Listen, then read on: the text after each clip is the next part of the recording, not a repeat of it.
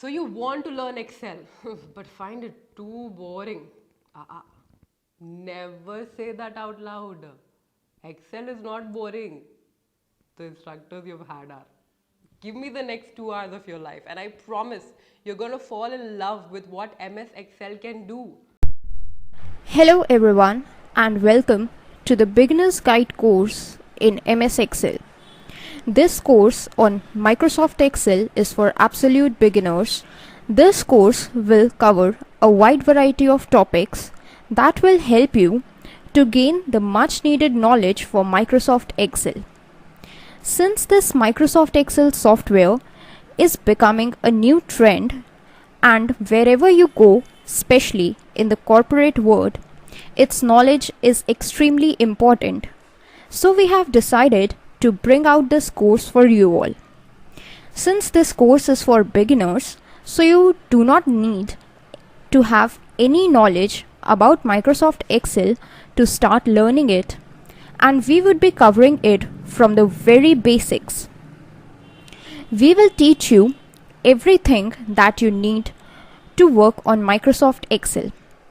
We would be covering a wide variety of topics and will teach you that how can you edit, enter and manipulate the data in Microsoft Excel, how can you use formulas over the data, how can you format the data, how can you apply the fonts, set the alignment, and after that we will also teach you how to create tables and charts.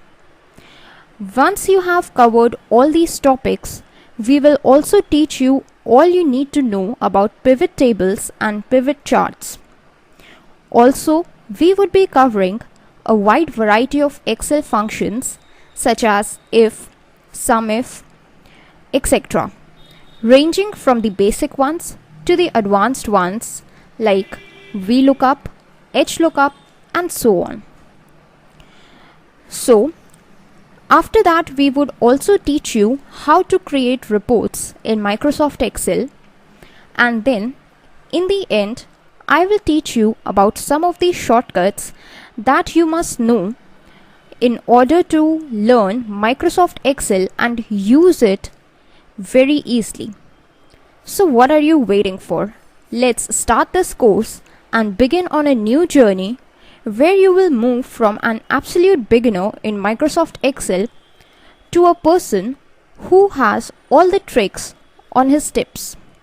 So let's start with the course.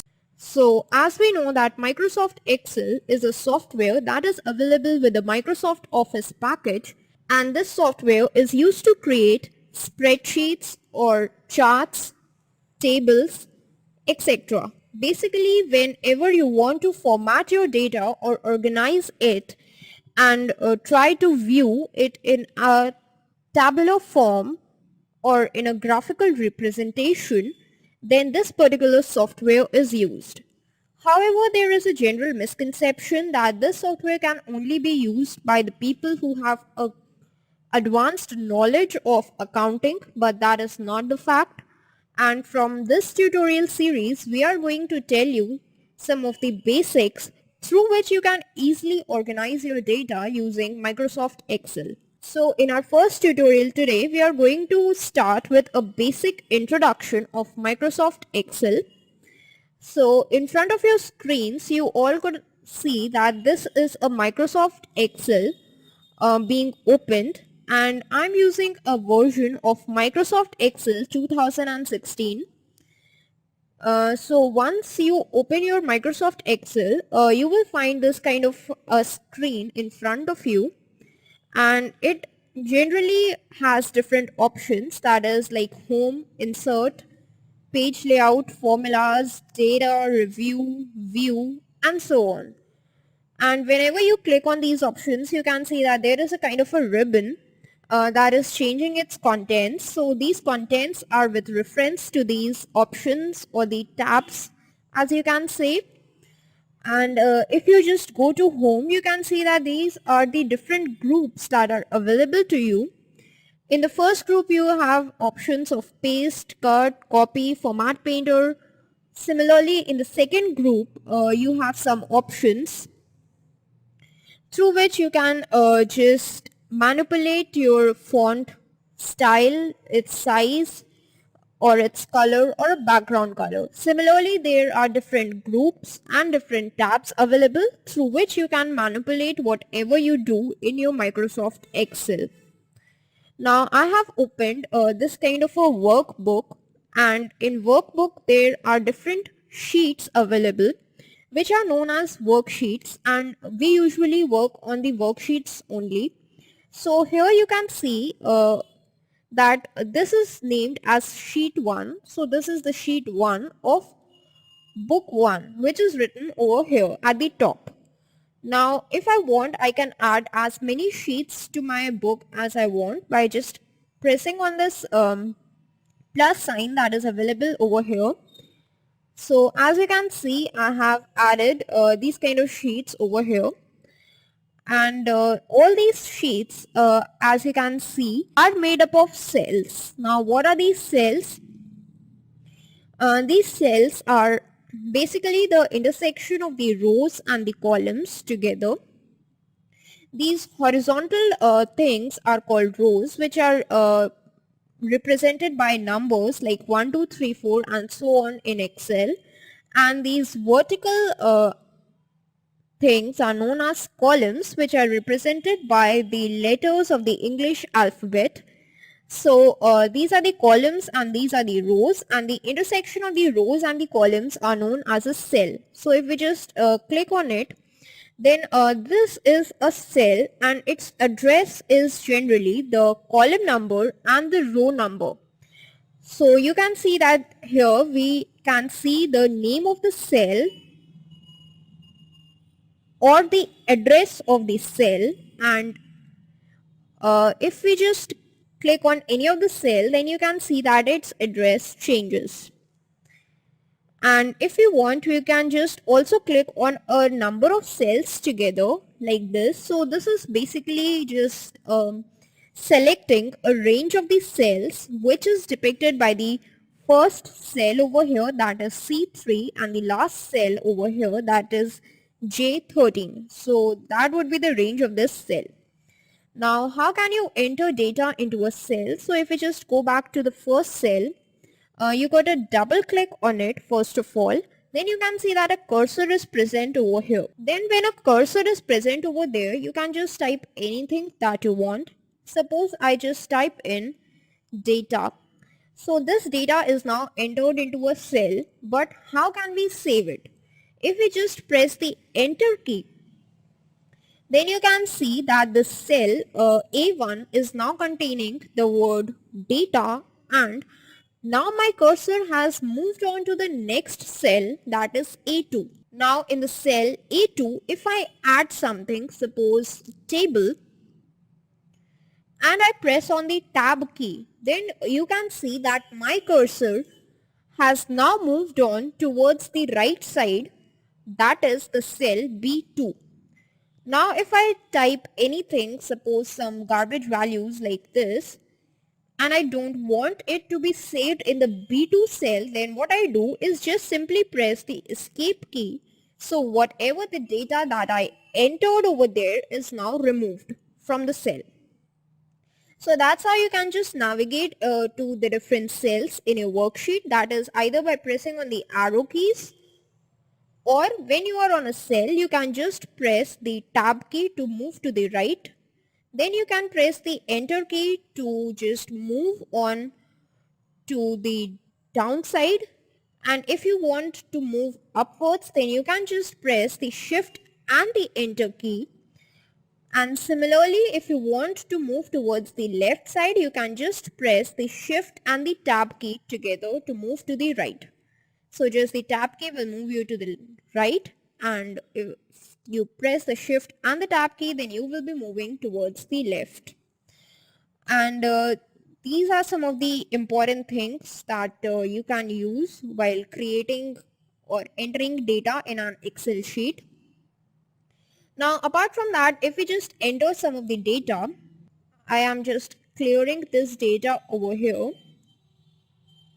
and from here I just type name, age and gender. So this is some data that I have entered. These are these three columns: name, age and gender. And basically I'm trying to create a table over here whose whose heading is going to be data, and this is the data that is present over here. So this is kind of a table that doesn't looks very good, so we are going to apply some formatting to it. And for that, first of all, just go to this bottom right corner and increase the zoom percentage a little bit, so that you are in clear view of whatever data that you have written. Then in order to just make it more visible to yourself, then what you can do is just select these three cells together, and if you want to bring your heading to the center, go to the home tab, and here you will find an option of merge and center. So just click on it and you will see that your heading data is now centered and these three cells have been merged together. So for that we just selected those cells and merged them together. And if you want, you can also just select these two cells together and again click on merge and center. Then you will see that these two rows have merged together and these three columns have also been merged together, and the content, that is data, is now available at the center of all. Now we are going to apply some formatting to it, so just select it and you can just get it a bold. If you want, you can also increase its size, so I'm keeping a 24. If you want, you can also just change its color like this. So that's what we have got. And now the same thing, now what we have done is just selected this 3, so this whole row is selected, and now we are going to just turn it to bold and an italics. Its color I'm going to change to a shade of green, and the background color I'm going to apply a yellow like this. But I don't want it to be applied to this whole layer, so I'm just keeping it a none. And then I'm going to select only these three cells, and to these three cells only I'm going to apply a background color of yellow. Now what I'm going to do is just keep all these things like this only, but as you can see that the column age is having a small amount of data, but it is occupying too much of space. So for that, what we're going to do is just select all these cells and move to the intersection of these two columns and just double click on it. Now on doing that, you can see that all the columns are occupying the minimum space that was required for them. Now if you want, you can also decrease its distance like this, and you can see that the word gender is now just coming out of the cell contents. So if you want, you can just increase its distance like this. And that's how you create a table in Excel. If you want, you can just select these cells and just change its background color to something else like this. So that is in today's Microsoft Excel introduction.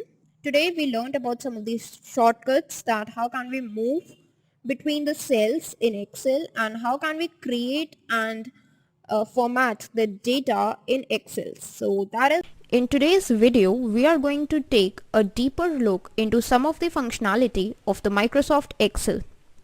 So in today's Microsoft Excel tutorials video, we will be looking at some of the steps which will help you in organizing your data and maintaining a good record whenever you create any kind of a worksheet for yourself in Microsoft Excel.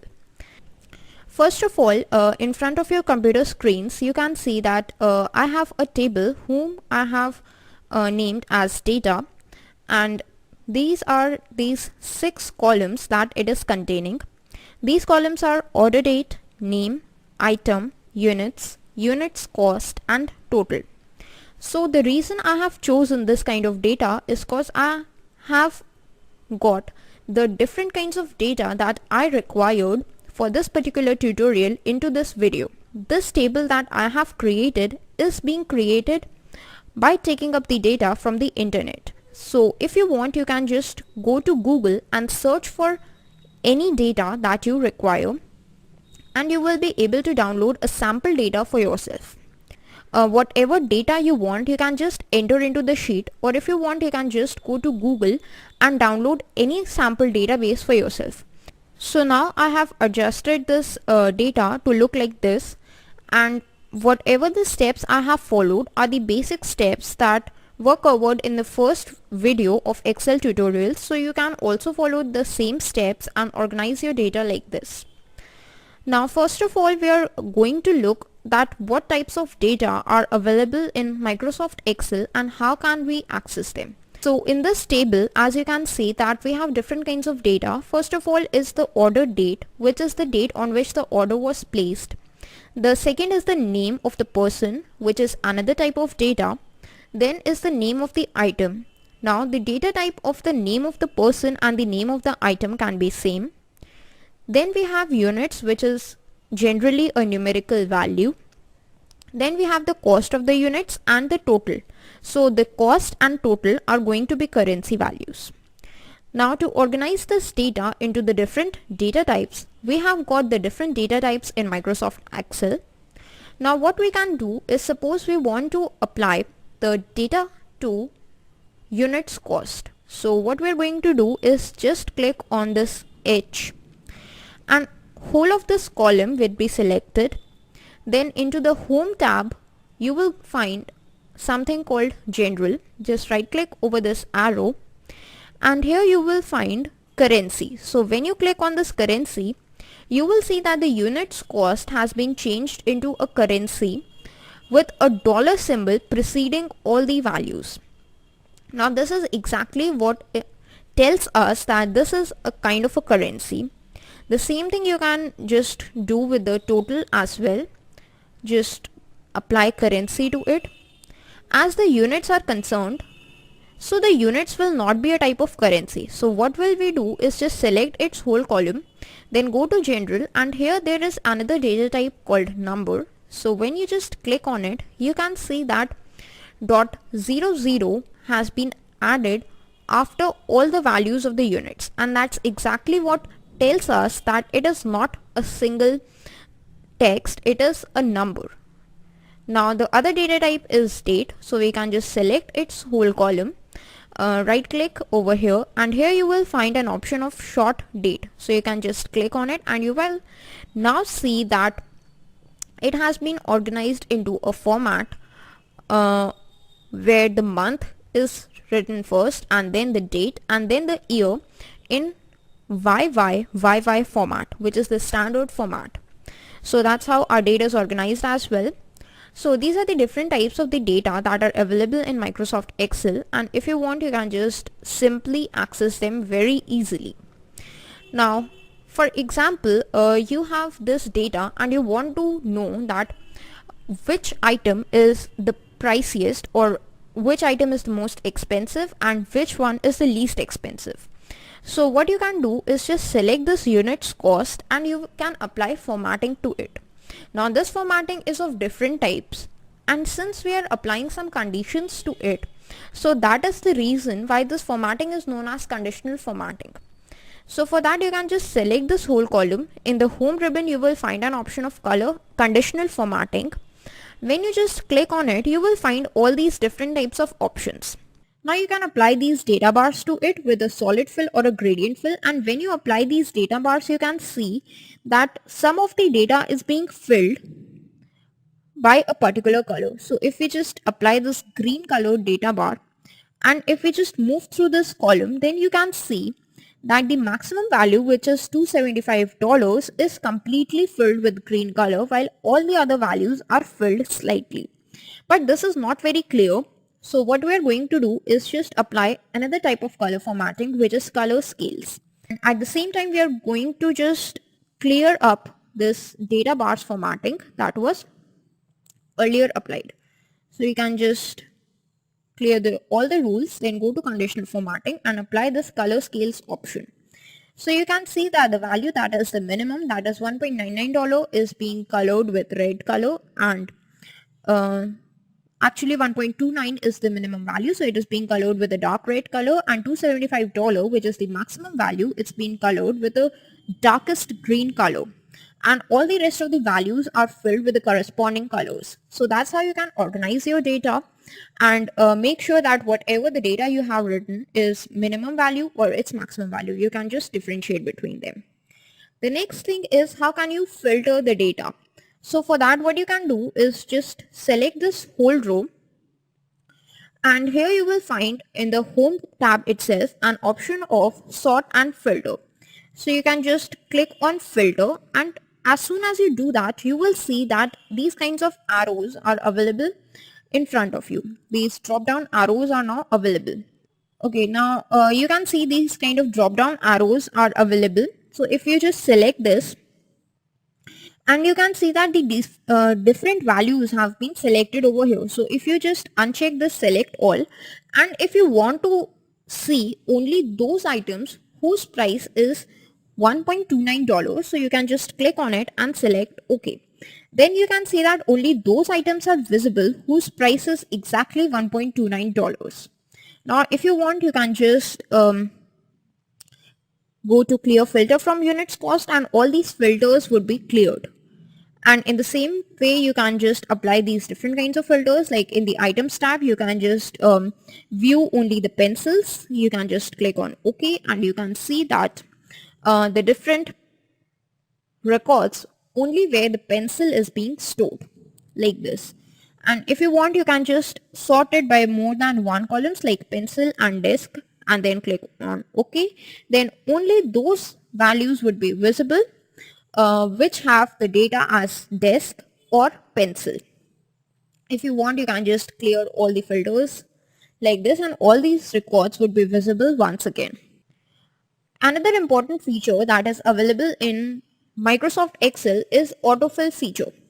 Suppose this is a cell, this is an independent cell from the table, and now we just supply some data to it.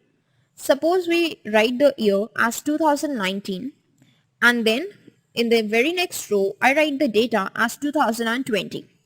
Now this is something worth noticing, a pattern that I have incremented the next value by 1. So what I'm going to do is just shift and click on the arrow to select both of these columns. Then here on the lower right corner, you will see that there is a black kind of a plus sign.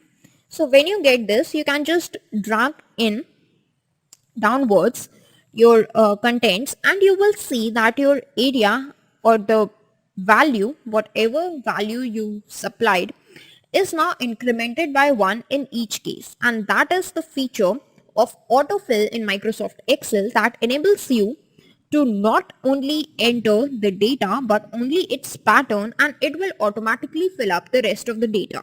Now what is its importance? Its importance is over here. Suppose in my table, I want to add a serial number column.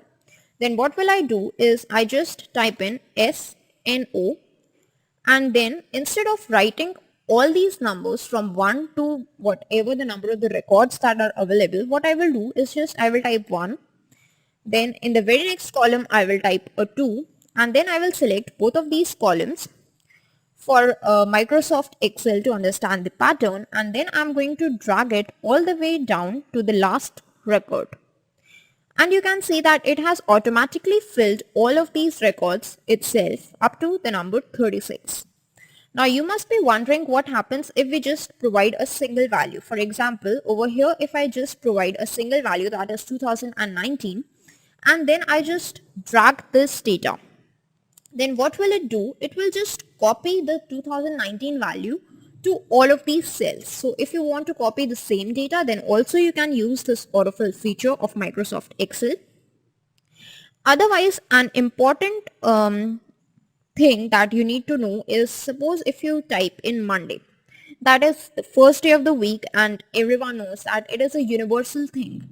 So what will Microsoft Excel do when we just drag it down is, it will just copy the next value itself, like Tuesday, Wednesday, Thursday, and so on.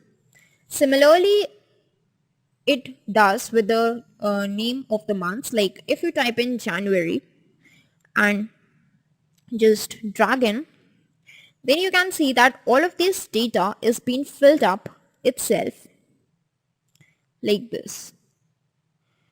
January, February, March, April, May, and so on.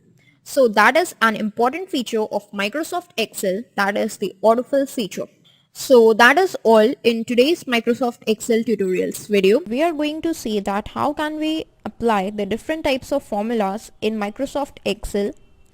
We have got a database in front of ourselves and we are going to apply the different formulas to our database to generate the different values or the different results as per our choice. Now these formulas can be applied in a variety of ways, and I'm going to show you the different ways so you can judge for yourself that which way is the simplest or which way you like the most. So you can continue using that way for the formulas in Excel. But first of all, what I'm going to do is just clean up my worksheet a little bit because it's been looking messy since the last tutorial. So what we are going to do is I have got this tons of data that I want to clear. So for that, what will I do is just select all these data that I want to clear, right click on it, and here I will find an option of clear contents. So when I select on it, and boom, all my data is cleared in one go. So that is an important trick that I wanted to share with all of you. Now let us start with our tutorial. So first of all, let's zoom in a little bit. And this is the table that we got from our last tutorial. And suppose we want to add some data to it. Like if we are creating a database and we want to add the data like what is the total amount of the sales that happened. So in that case, I will like to generate a total of this total column. Okay, now if I want to generate the total value of the sales that I made, so for that I'm going to do is just select a cell like this one and I'm going to type in some formula to it. So for that, what I'm going to do is just add up all those values that are available to me. So simple approach would be to just sum up these values. So how can we sum up these values in Excel? This is the simplest way. What you can do is just type in an equals sign, then type in the values that you want to sum, like 54 plus 78 plus 66 plus 32 plus 10, or anything that you want. Once you have typed all of your values, you can just press enter and you will see that the sum of all these values is shown over here. So that is a simple approach on how you can just sum the different datas into a single cell in Microsoft Excel. But what about when you want to take up the data from the Microsoft Excel sheet as well? One approach could be the same like the one we just showed you. You can just enter all this data manually and sum it, but that's too lengthy of a process. So what we are going to do is follow a noble approach for that. And for that exact same purpose, Microsoft Excel has given us some of the built-in functions which we can easily use. Now how can we use these functions? So in this particular example, what we are going to do is make use of the sum function, because we are going to take out the sum of all the currencies or all the payments that we are going to get. So for that, what we are going to do is just first of all select a cell for ourselves, then press equal sign into it, and that is the starting symbol of all the formulas that we are going to type in Microsoft Excel.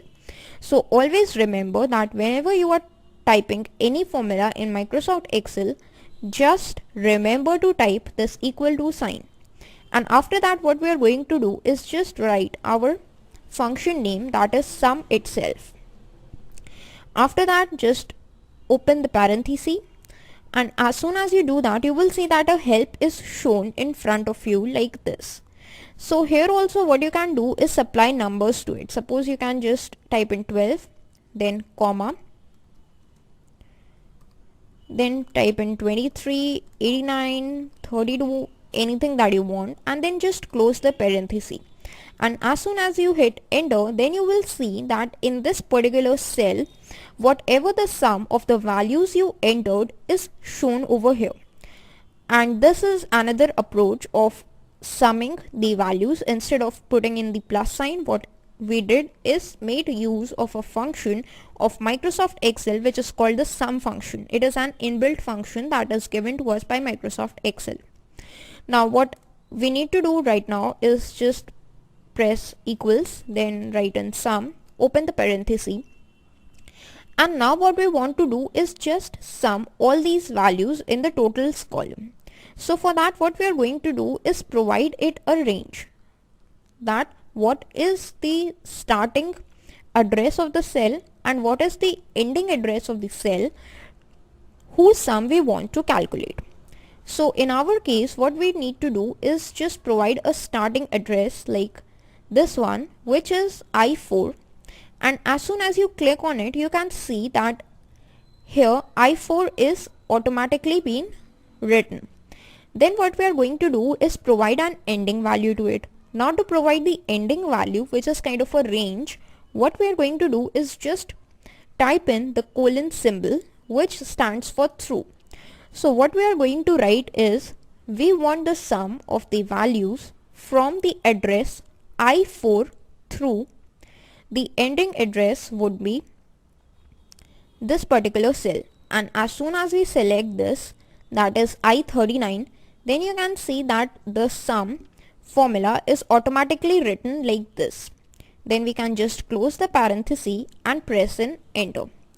As soon as you do that, you can see that the total of the numbers that is being written from the cell I4 to the cell I39 is being entered over here. Now this is one approach of using the built-in sum function of Microsoft Excel. The other approach is, suppose we write equals sum, open the parenthesis. Then what we can do is just drag in our cursor like this to select a range of the cells, and it will automatically get the range like this. Here you can see it. Then you can just close the parenthesis and press enter, and then you can see that it has itself calculated the sum. Now another approach of calculating or using any formula or any built-in function of Microsoft Excel is, you can just select a cell for yourself, then go to the home tab. In the home tab, you will find under the editing group something called auto sum. When you just click on this arrow, there are these different options that are available, and when you just click on the sum, then it will automatically write the formula itself, and when you press enter, it will automatically find out the sum of all the values that have been written. You can see this is the value that was calculated by the AutoSum function of Microsoft Excel, and its value is the same as the ones that we got when we manually typed the formulas ourselves. And instead of the sum, what you can do is just calculate the average of the numbers. So you can just click on auto average, and then the formula of auto average or the average would be written automatically by Microsoft Excel, and as soon as you click on enter, then the average values would be stored over here. By clicking on count numbers function, then there would be another automation and it would count the numbers. Now it is being shown a currency symbol because on whole of our column we applied a currency data, that is why it is showing in a currency format, but you can just simply understand it that it is not a currency format. It is just the number of the columns that are available, or the number of the records that are available in the totals column, that is 36. Now the question comes that can we use the autofill feature of Microsoft Excel in this formula itself? So the answer is yes. Suppose this is what the formula we have written is the formula of sum. Now if we want to find the sum of the total units cost, then we can just drag it like here, and you will see that it has generated some number that is different from this number. And when we just click on this cell, and in the formula bar you can see that a corresponding formula for sum with the column H instead of I is written, which ensures that the autofill feature works correctly and it shows the sum of the corresponding values for the column H. Now one important question is, how can anyone remember the so many functions that are available with Microsoft Excel? So the good news is you do not need to. All you got to do is go to Formulas tab, and here you will find an option of Insert Function. As soon as you click on it, you can just type in a brief description of whatever you want to do.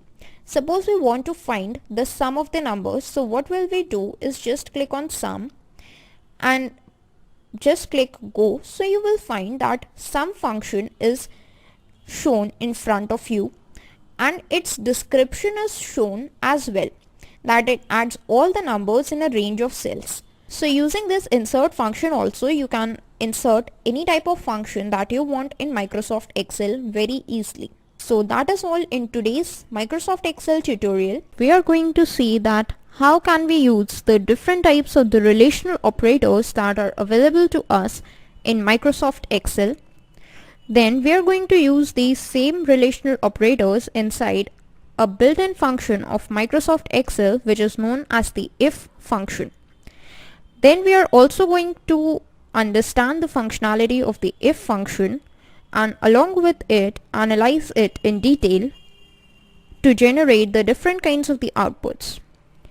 Using the if function, we are going to generate three kinds of output, that is the numerical output, the string output and the boolean output. So let us start with our tutorial. First of all, in front of my computer screen, what I have got is a Microsoft Excel sheet which is named as data, and I have sorted it in the A to Z order with respect to the names. Now this is the sheet that I have got and I have downloaded it from the internet. So if you want, you can just download any kind of database for yourself from the internet. So first of all, what we're going to do is just understand the usage of the different relational operators in Microsoft Excel. So this usage we are going to understand is independent of this table that we have created. So just select a cell anywhere in your sheet and just I'm going to zoom in a little bit for a better look, like this. Alright, now if you want to just write anything in Microsoft Excel, any formula if you want to write, then we know we have to first press on the equal sign. So just press on the equal sign, and now we want to check two values, that whether 3 is greater than 2. So in that case we need to use relational operators. These operators are used to tell the relations between two values, and that is why they are known as relational operators. So here we want to check if 3 is greater than 2. So here 3 and 2 are the two values, 3 and 2 are the two numerical values, and this greater than sign is a relational operator which is used to tell the relation between them. And as a simple calculation, we know that 3 is greater than 2. So when we press enter, it returns true, which means yes, the value 3 is greater than the value 2. So this is one relational operator. If we just write it over here, so this is what is known as greater than. It is a relational operator. Then another relational operator is the less than sign, which tells that whether a number is less than the other number or not. So if we write equals 2 less than 3, we want to check whether 2 is less than 3, and yes, the condition will evaluate to true because 2 is less than 3. Then there is another relational operator which is called greater than equals to, and another relational operator called less than equals to. So if we want to analyze its usage, then just press equals 3 is greater than equals to 3, and as soon as we press enter, we get the value as true, means yes, 3 is equals to 3. And similarly, the case with less than equals to is 2 less than equals to 4. So the condition would be true because 2 is less than 4. So these are the relational operators that we are going to use today, and it's their usage. It's very simple. Now let us jump into a built-in function of Microsoft Excel that is known as the if function. So suppose we just select this cell, then come to the formulas tab, and here we click on insert function. Now here we just type in if and click on go, then we will get this if function. So I'm going to use this function, so just click on OK. So as soon as I click on this menu, this kind of a menu is in front of me, and what it asks me, the first thing is a logical test, and this is the condition that you need to supply. This kind of condition is same as the conditions we just evaluated, that whether it can compare two values and return two possible values, that is either true or either false. So we gotta just pass any kind of condition to it. So suppose if we pass 3 greater than 2. So this is our test condition, and there are two possible conditions, that whether its condition would be true or its condition would be false. So now if its condition is true, then what will it do? It will simply write true as we saw in our case just now. But if we want that instead of true, we want the value as yes. So we just type yes over here in value if true, and if this condition is false, then we want the answer as no. Then we will write this value if false, we will write no. Now when you do that, you can see that the formula result is already evaluated as yes. That means yes, 3 is greater than 2, and as soon as we click on OK, then on this particular cell yes is written. So if we just click on this cell, then in the formula bar you can just note this particular formula. So this is the actual formula of the if function, which is a built-in function in Microsoft Excel.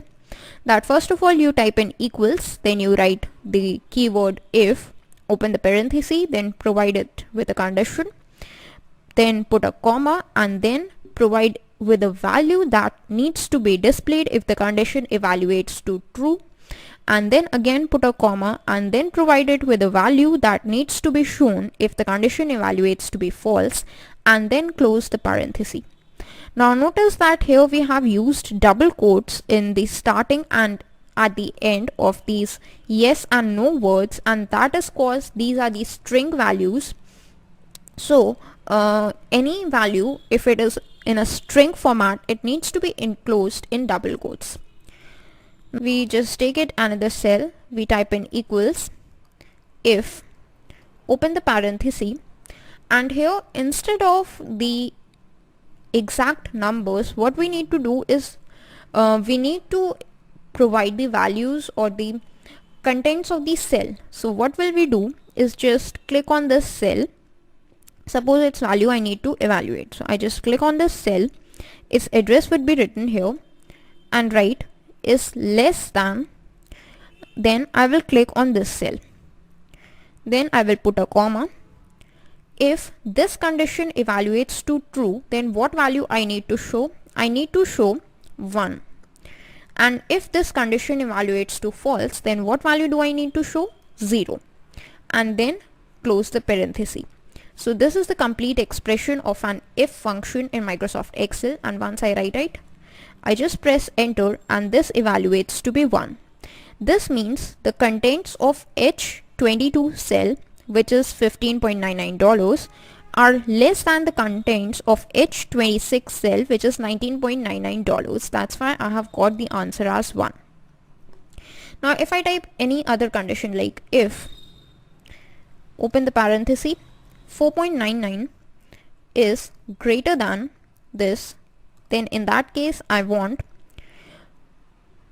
1, and otherwise I want 2, and then close the parenthesis.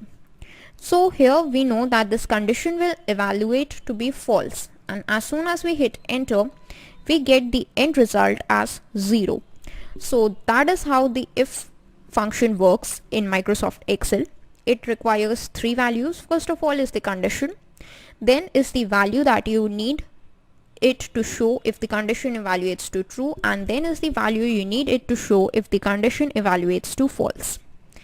Now one more thing, we have seen that how can the if condition provide us with the values which are string like yes or no, and how it can provide us with the end result as numbers. Okay, now what happens if we want to get our result in a form of a boolean value like true or false? Then what do we need to do is just press in the equal sign, write in the keyword if, open the parenthesis, then provide it with the contents of two cells like 125, then less than the contents of this cell, then press a comma, and in the true value you simply write the word true, and here we have not passed any of the double quotes, which means this value would be treated as a boolean value. Then again add a comma and then write false without again passing on the double quotes, means it would be treated as a boolean value, and then close the parenthesis. Now as soon as you hit on enter, then you get the result as false, and this is a boolean value because you can notice its alignment, it is in the center. Now instead of this expression, if we write the same expression but the true and the false, here we are writing in double quotes. So what will happen now? These true and false would be treated as simple string values instead of the boolean values, and as soon as you close the parenthesis and hit enter, then you can see the result is false but it is aligned to the left, which means this is now being treated as a string value because we put it the value inside the double quotes instead of the boolean value, and here when we didn't put it in the double quotes, then it's treated as a boolean value. That is all. In today's Microsoft Excel tutorials video, we are going to see that how can we create a pivot table in Microsoft Excel. But before starting with the creation of the pivot table, let us understand that what is a pivot table. A pivot table is the one that holds flexible data in it, while a normal table holds a rigid data in it. So whenever you want to do some kind of analysis or you want to show a result of your original table, then you can easily use a pivot table in Microsoft Excel. And using this pivot table, you can easily create an analysis or a rough sketch or a kind of a report for yourself about the data that is already present in your original table. So for the existence of the pivot table, an original table is a must, and the pivot table is a subsidiary of the original table. The data of the original table does not change at any cost. All you need to do is you can add some rows to it, you can add some columns to it, or externally change the data. But the data of the pivot table can change even when the data of the original table is not changed externally. So how can this be possible in a pivot table? It is what we are going to learn in today's Microsoft Excel tutorial. But first of all, we are going to see that how can we create a pivot table in Microsoft Excel. So as I already told you, for the creation of the pivot table, one requirement is that you need to have an original table existing in your Microsoft Excel. Now here I already have my data table in front of me, and out of this data table only I'm going to create my pivot table. So how can you create your pivot table? First of all, you can just select any one cell of the table from which you want to create your pivot table. Then go to the Insert tab in Microsoft Excel, and in the Insert tab you will find an option called Pivot Table. So just click on it, and the first question it would ask you is choose the data that you want to analyze. That means the data that you want to be included in the pivot table. So you gotta select all the data along with its column headings. Now here I am going to just select all this data and leaving on this heading which is data, and instead of it I'm just going to select all the data of my original data table, or if you want you can also select an external data source, which I'm going to cover up later. And then you want to select that where you want this pivot table to be placed. You can choose two options, either in a new worksheet or in the existing worksheet. If you just click on an existing worksheet, then you need to provide it with a location. That is, suppose if you just click on this cell, so the pivot table would be created from this cell, or if you want you can also click on a new worksheet, which I'm going to do. So just select new worksheet and click OK. Now as soon as you do that, you can see that a new sheet 7 has been created along with a pivot table over here and this menu in front of you. Now what does this menu will do? It will just help you in organizing the fields between four things, that is filters, columns, rows and values. And using these four fields you can easily organize your data in the pivot table. Now if we just come back to our original table, then what columns do we have? We have serial number, order date, name, item, units, units cost and total. And when you go to sheet 7, then all these columns are available in a drop down fashion over here, like this: serial number, order, name, item, units, units cost and total. Now if you want to just know that on which order date how much items were purchased, so what will I do is I will just drag this order date into columns, and then the second is units, so I will drag it into rows, and the numerical values of these units we want to show. So I will just drag this units into the values, and actually in the rows I will be dragging in items and dragging units back to here. So this will help me to know that in the year 2018 what number of items were ordered. Like in 2018 227 binders were ordered, 2 desks were ordered, 106 pens were ordered, 112 pen sets were ordered and 576 pencils were ordered. And similarly this is the total data of the year 2019. Here you can see that this is a grand total, that how many binders were ordered in combined in the year 2018 and 2019. And here is the combined data, that how many items were ordered in the year 2018, and this is the combined data that how many items were ordered in the year 2019. And this is a grand total, that how many items were ordered combined in the year 2018 and 2019. Now if you want to validate this data, then how can you do? You can just get a column, that is in the year 2018 2 desks were ordered, and this is the data that you get, and you now need to validate it. So how can you validate it? You can just double click on it and you can see that this is the whole table. This is actually a copy of the original table, that in the year 2018 a person named Smith ordered 2 desks, and this is the only order for the desks that we got in the year 2018.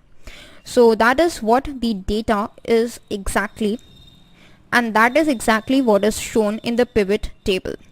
Now if you want to just organize the columns, you can organize it by years or by the quarters or by the order date as well. Now if we just move this order date into the beginning, then what will happen? Okay, so what will happen when we move this order date into the beginning? It first combined the data of the year January 2018, then combined the data of January 2019, and then the total amount of the data that we got in the month of January for both of the years. And similarly it does for all the 12 months. Now if we just move this quarter to the beginning, then what will happen?